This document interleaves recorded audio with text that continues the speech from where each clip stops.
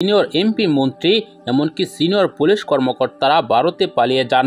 তারপর ভারতে থেকে তারা বাংলাদেশ থেকে অবৈধভাবে টাকা নিয়ে তারা রাজকীয়ভাবে ভারতে চলাফেরা করছেন। তা দেখে আবার নড়ে চড়ে বসল ভারতের প্রশাসন।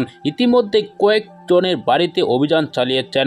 অভিযানে পাওয়া গিয়েছে কোটি কোটি টাকা। এই ভিডিওতে আপনাদেরকে দেখাবো কাকে কাকে ধরেছে, কার বাড়িতে অভিযান চালিয়েছে, এখন কি তাদেরকে বাংলাদেশে ফেরত পাঠাবে। এই ভিডিওতে সকল তথ্য রয়েছে, না টেনে একদম শেষ পর্যন্ত দেখবেন। চ্যানেলে নতুন হঠাৎ করে তারপর কিন্তু অনেক আওয়ামী লীগের নেতা কর্মীরা বাংলাদেশে আটকা পড়েছিল।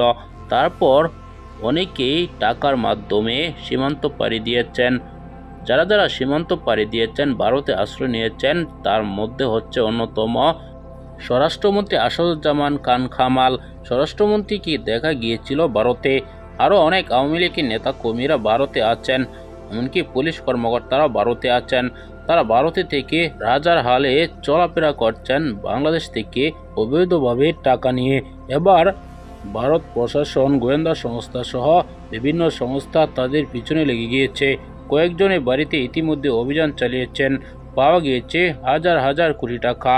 এমনকি অতি শীঘ্রই স্বরাষ্ট্রমন্ত্রীকেও ধরা হবে। স্বরাষ্ট্রমন্ত্রীর বাড়িতেও অভিযান চালাতে পারে ভারত প্রশাসন।